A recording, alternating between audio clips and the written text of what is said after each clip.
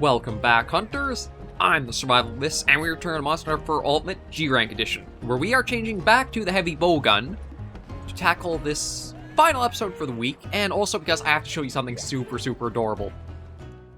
I didn't realize this was actually a thing in the game, but look! We got Poogie and Axolotl costume! I didn't realize this was actually one of the costumes for him. I know there's like a hog in a frog suit, but he is just adorable in this. And I could not actually see the props, so I accidentally scared him off. Oh, and we gotta talk with the funky feline. Oh, hang on. No, get back here. And I think I just missed the opportunity to. I was trying to talk to him, but we did not quite... Okay, well, we'll get a second chance here. Yeah, so I just need to switch this out for another heavy bowgun. I think we'll try with the pressurized placer, but the way he took care of that aerodrome cat really got my wild side going again. Thanks to you, I'm wilder than ever. I'm cool cat, I'm wild cat. Give me salt, baby. I still feel like I'm missing something. Just can't put my paw on it at the moment. Let you know when it comes to me. You dig? Stay fresh. Okay, so that's just that little bit of stuff figured out. And I just need to get a little bit more. So what our objective for today is going to be taking down the... no. That's it. I apologize. I'm a little off on the control scheme because I've been playing Monster Hunter Rise on Steam or PC to try to prepare and get ready for Sunbreak's release there. So controls are a little back and forth for what I'm used to, so that might be a little bit of learning or growing pains to get through again. Okay, well, I shouldn't need the hot drink.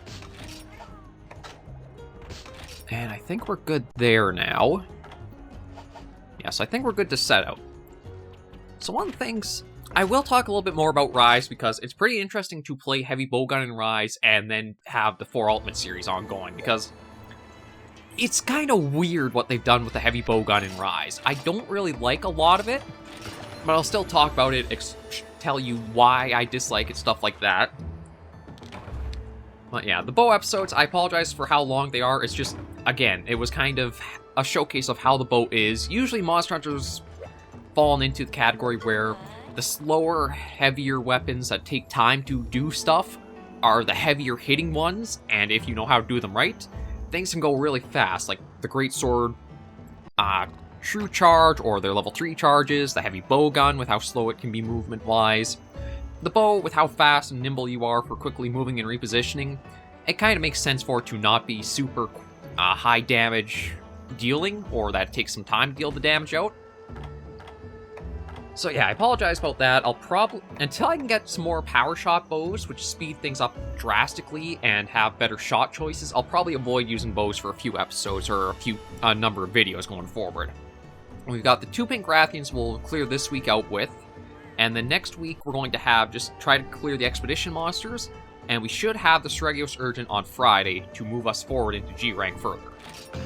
I forgot that actually Yon Kutkus and the Ruby Basarios did exist in Monster Hunter 4 Ultimate, because, well, you don't really run into them unless you're on expeditions. But I will cover them for the sake of showing all of 4 Ultimate's monster roster, and then we'll carry forward into some other stuff. But this episode should go pretty quick with using a Pierce build for... And of course, I don't think I brought the hot... Yeah, I did not bring cool drinks. That might be a problem. Although I might be lucky and there might actually be some cool drinks in the storage box back at base camp. So if I do have to go after the Pink Rathians out in the dunes or like these sandy parts of this map, I should be covered. But yeah, this should go so much faster with this build because, again, it's recoil down +2, evade extender up, the guts, and the pierce up, which all together combine to make one heck of a build. And generally, I think heavy bowgun, it really does depend on what monster you're after, as I've found the... Oh. Okay, so she does know we're here. Heavy bowgun is pretty simple weapon to mostly build for. Basically just figure out the shot type you're using the most of. Oh, I do have to remember to change my reticle speed back down because it's still at the bow, and you can see it's a little hard to have a bit more precision with it at that speed. There it is. Yeah, let's do that down to slow, and it should be much easier to actually be accurate with the shots now. I changed it up to default for using the bow, as we saw it helped a lot with that weapon, but bow guns you might want to adjust or switch it to what you prefer. Okay, so there she is. I'm not really expecting Pink Rathian to have too much that's going to be all that big or surprising.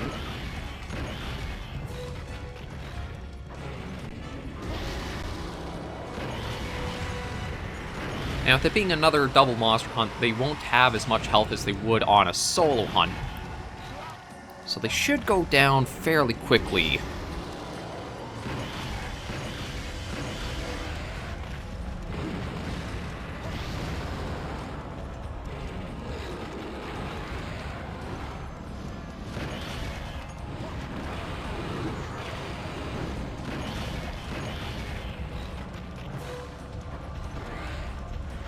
But anyway, just so that way there is some commentary going on while I focus on her.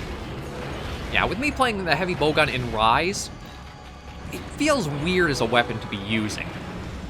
Like, I think it mostly comes down to how the charge shot operates, because one of the things that Rise brought in, for anybody who hasn't followed, like, Monster Hunter Rise or how the heavy bowguns changed there, you can actually hold down the fire button, or the fire keybind, whatever you have set for it, and you'll actually charge up shots.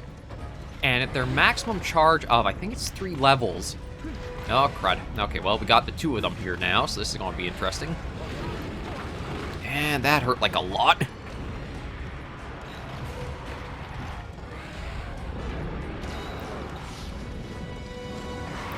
And oh, I didn't even bring antidotes. I am ill prepared on this hunt.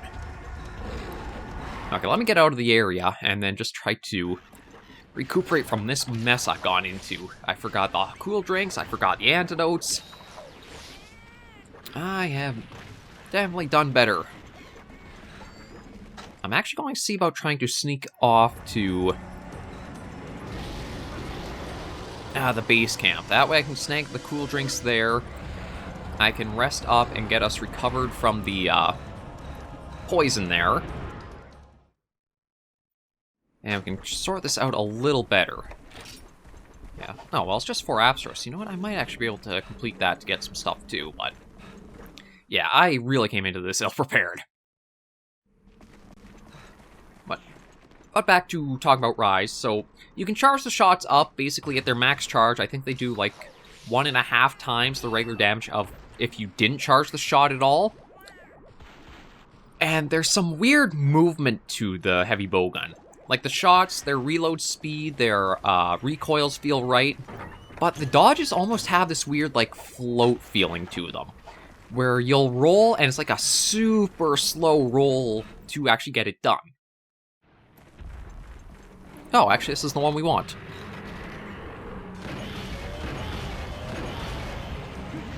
Wait, is it the one we want? Because it doesn't look like I've broken anything on this one, though. Oh, no, wait, I think I broke the... oh, thanks for taking the hit there, Apsaros. Yeah, I did break the 1 wings on this one.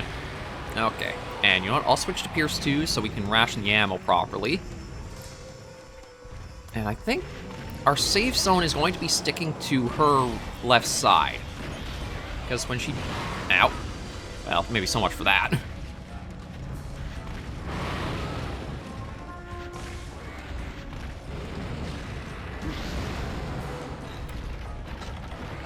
I was going to say, we'll stick to the one side, because when she does the tail sweep, it starts from her right, and then cuts across.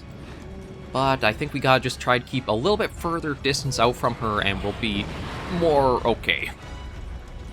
I do just need to get an opening to actually take... there we go, get the weapon out. Can you please do something about that one, Apsaros? Thank you.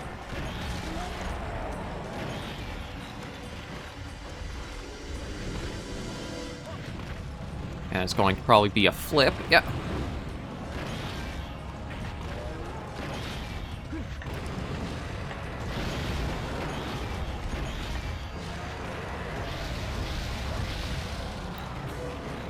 There we go. Things are going a little bit more proper.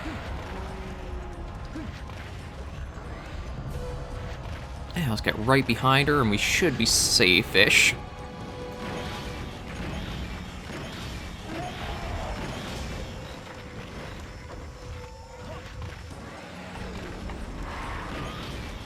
Yeah, so you have the float controls of, like, how the dodge feels to roll, like you're in a weird slow motion. Like, here, that feels what you kind of expect for when you roll.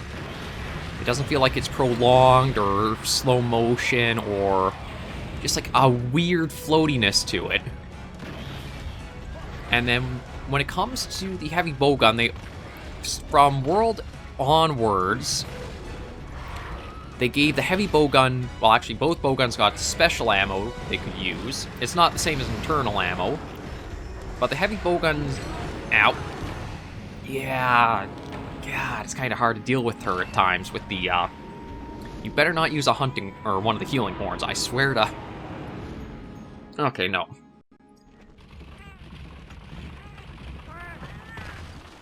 You got the special ammo, so the light bowgun got the little mines that it plunks down, which are the wyvern blasts, and the heavy bowgun got two different ones, depending on the bowgun, which one you'd have.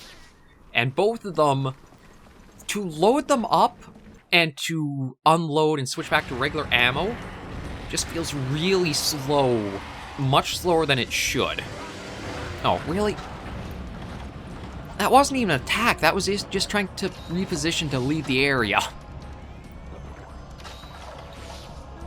Okay, let's see where it's going off to. Looks like it might be going out to the dunes, yeah.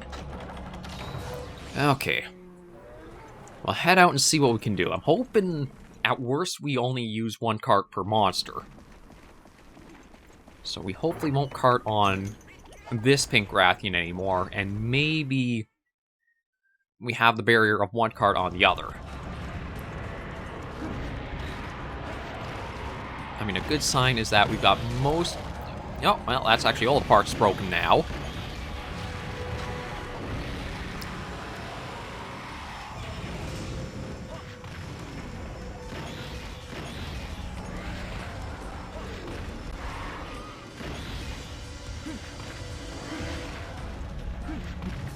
But as you can see, I think Bo, you would have been able to avoid the attacks more easily from her. But again, the trade-off is that you're not going to be dealing that much damage, or not as much as easily. Oh, actually, one nice thing seems like these two will not stay in the same area for very long at all. So if we can just follow where this one goes off to... And we did get the supplies arrived, which will be very helpful for just like having some extra healing, the antidotes, something I really should have brought with me. I don't even think I have dung bombs either, so that was another big mistake. Yeah, I really should have went over my inventory before I went on this hunt.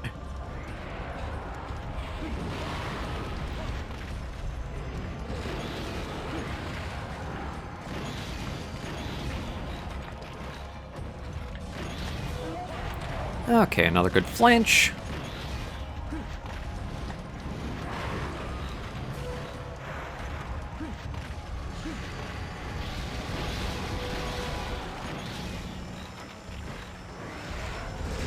Ah, yeah, that attack feels like it charges up super fast. No, and can you go after someone else, please? Okay, at least I got the max potions to get me out of that situation, but... Yeah, I really gotta be careful how close I'm getting to this Pink Rathian, because those new attacks, they have a lot of power to them.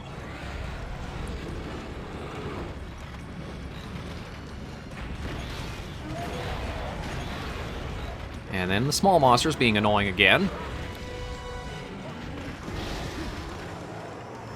Okay.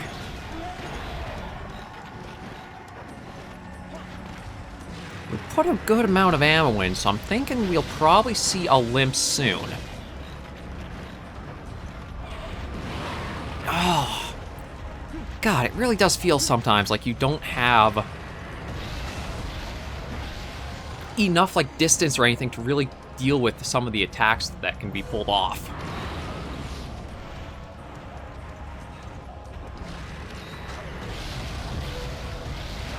Oh, I dodged into it. Okay, you want to go after... Thank you. Now, Calico, I know you're getting your butt handed to you, but it'd be nice to get some healing from one of you two. Really? Nothing? God, you two suck.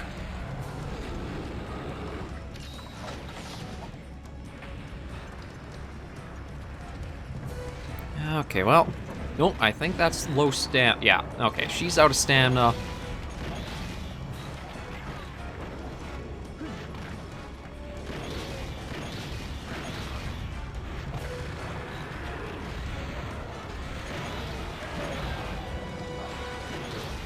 So we just gotta work at taking her down. And then we're still in an okay position to try... There we go, that's what I like to see.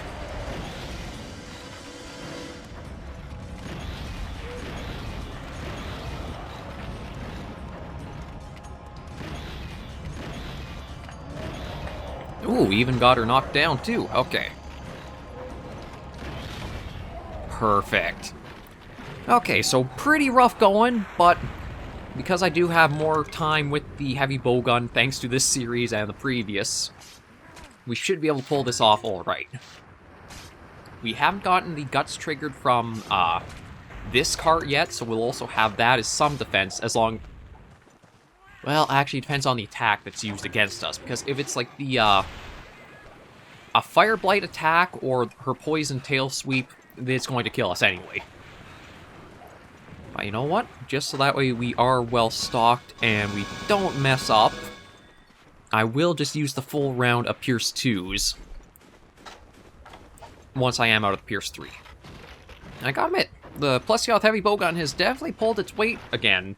It seems like this is like one of the sleeper heavy bowguns, where if you want to figure out a good Pierce one, try going for this one pretty quick.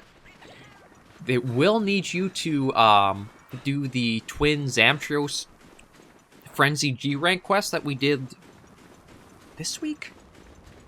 Or last week. We did that one last week, that's right. And that'll give you the casting machine upgrade, which will allow you to actually go after green plesioths. And that's basically all you really need for most of the materials. I think it's some meaty hide, 2 green plesioth materials, and there's a 4th one, but I can't remember what that material is. Either way, though, it should set you pretty well, and it's, again, pulling its weight pretty nicely. I know back up until we got the limiter removal, this was a good one to use for the Pierce 2 crouching fire.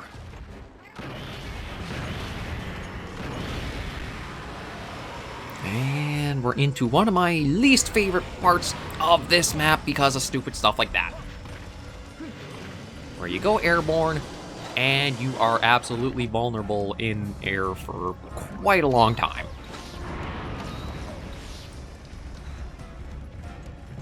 Okay, come on down out of there. Thank you very much.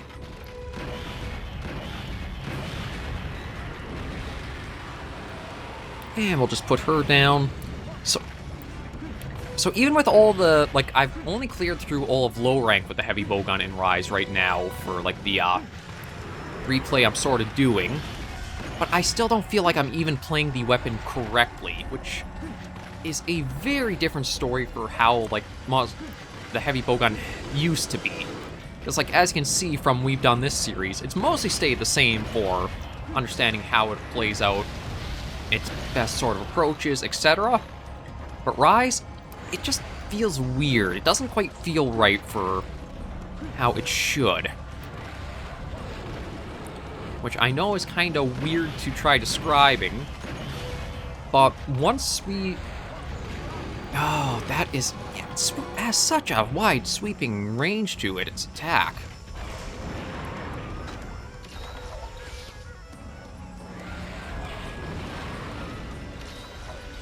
Okay, well, it's nice to get that.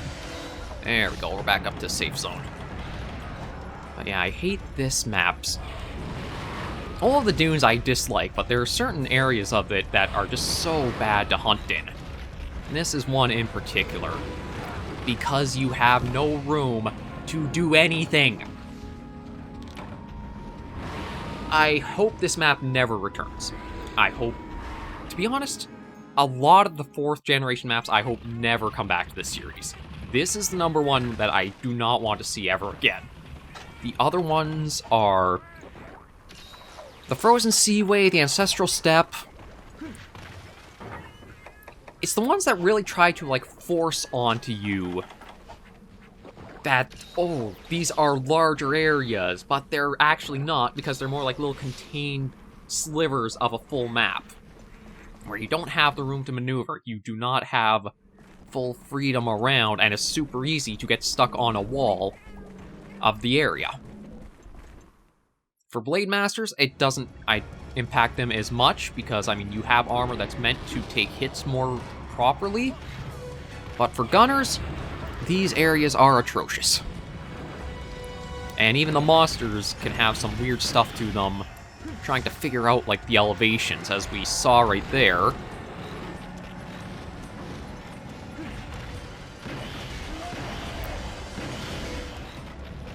I have to be really careful, because this is going to be our last cart. Okay, but thankfully she is leaving here.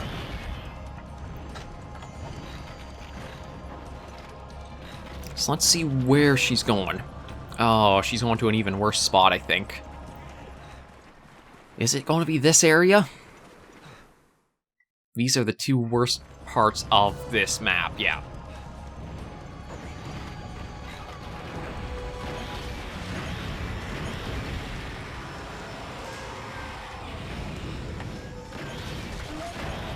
Okay, there's another part break.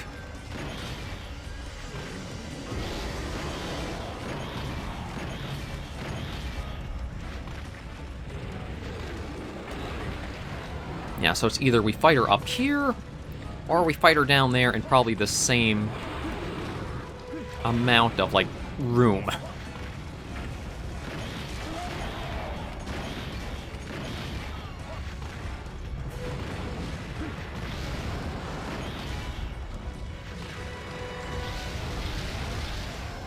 Oh, I really should just try getting more outside of the ranges for, like, where I think it's going to hit. I was like, there's the one fireball I dodged right into earlier this hunt, and then that one seemed like it was a pretty close one, too.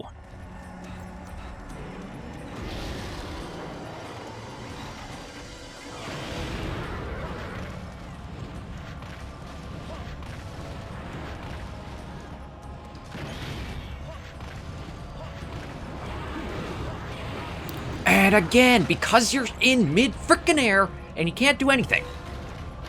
I hate that so much about this generation. If there's one part of Monster Hunter I would remove from the series, it has to be all this, like, airborne stuff. It was just so annoying to deal with it.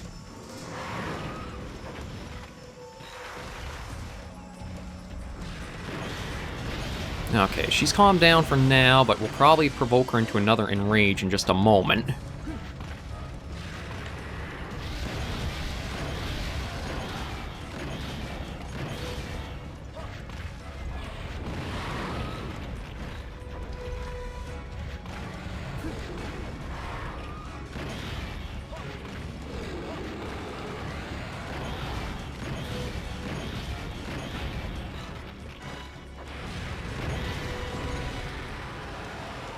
Now, it's hard to say how much health she has left.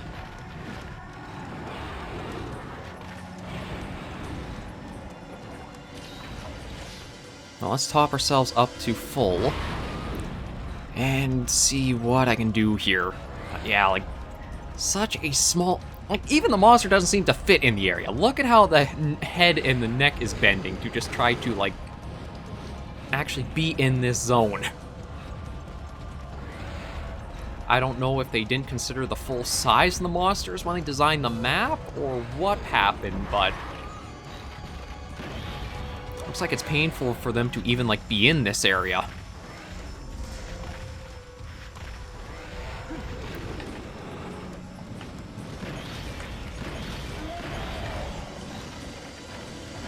Okay, but I'll have a little bit of distraction back, because those two are recovered.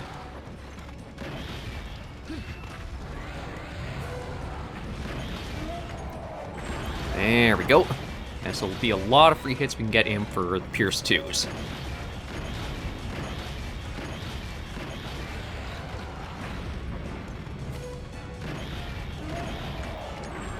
That's right, we're not going to let you leave too easily.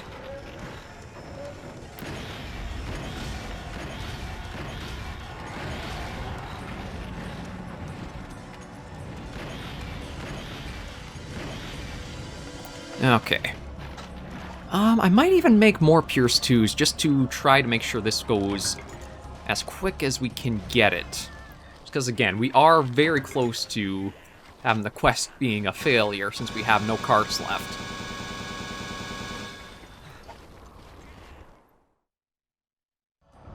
Yeah, so she's back out here. Yeah, we'll just have that to make sure we're good. But definitely double check your supplies before going out on a hunt, especially everything pre-world, because you didn't get the camp that you could resupply with, and that really means, oh, you could be in some bad situations very easily.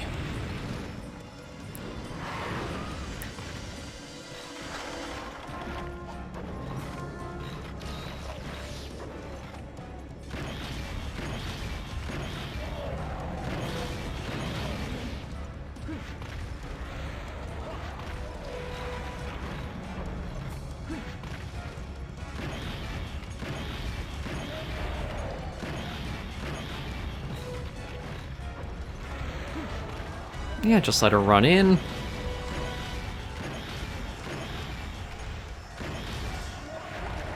There we go. Oh, that's right, I don't have to worry about that with her not enraged yet. Oh, and there's the head break.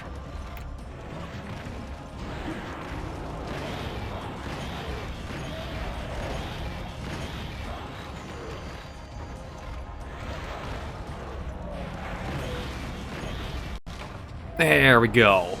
I was figuring it was getting pretty close with how much we've been putting into her. So that was the 2 Pink Rathians. That tail swipe is definitely very dangerous to keep an eye out for.